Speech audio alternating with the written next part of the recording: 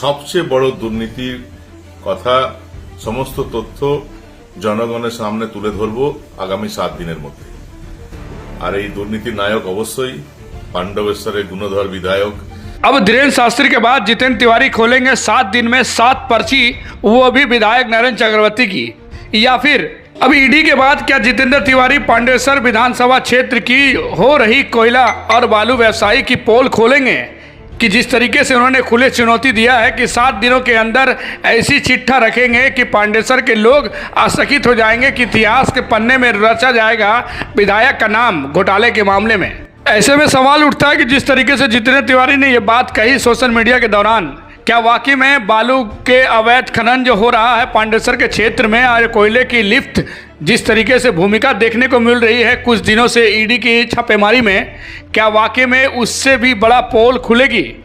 या फिर जिस तरीके से जितेंद्र तिवारी कह रहे हैं कि इतिहास के पन्ने में रचा जाएगा, आखिर ये कौन सी इतिहास की पन्ने में रचा जाएगा विधायक का खेल, जो कि जितेंद्र तिवारी खुले रूप में कह रहे हैं? कहीं ना कहीं जिस तरीके से विधानसभा निर्वाचन के दौरान आपको बता दें कि कुछ अलग ही खेल देखने को मिल रही है इन दिनों पांडेसर के क्षेत्र में।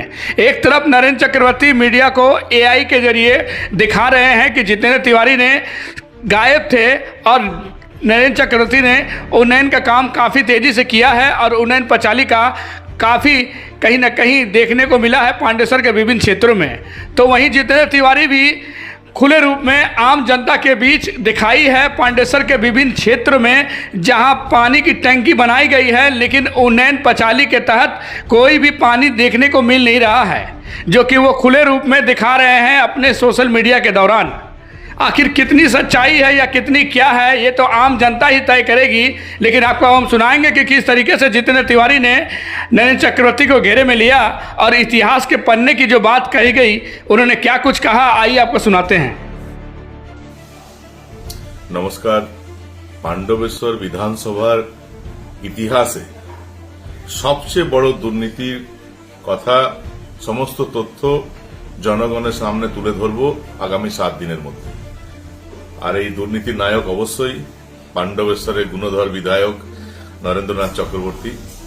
ওনার দল ওনাকে প্রার্থী করছে না। এবার আগে দুর্গাপুর ভেবেছিলেন, দুর্গাপুর ওনার দল ওনাকে প্রার্থী করছে না, অন্য কাউকে নিয়ে আসছে পাণ্ডবেশ্বরে।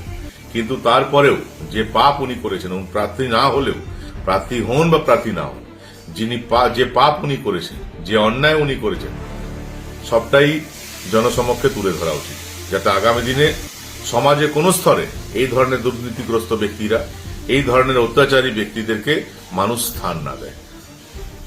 নজর রাখুন, অপেক্ষা করুন। আগামী 7 দিনের মধ্যে পাণ্ডবেশ্বরের সবচেয়ে বড় দুর্নীতি তুলে ধরব পাণ্ডবেশ্বরের জনগণের সামনে। নেপথ্যে, এই দুর্নীতির নেপথ্যে এর নায়ক অবশ্যই নরেন্দ্রনাথ চক্রবর্তী। ধন্যবাদ।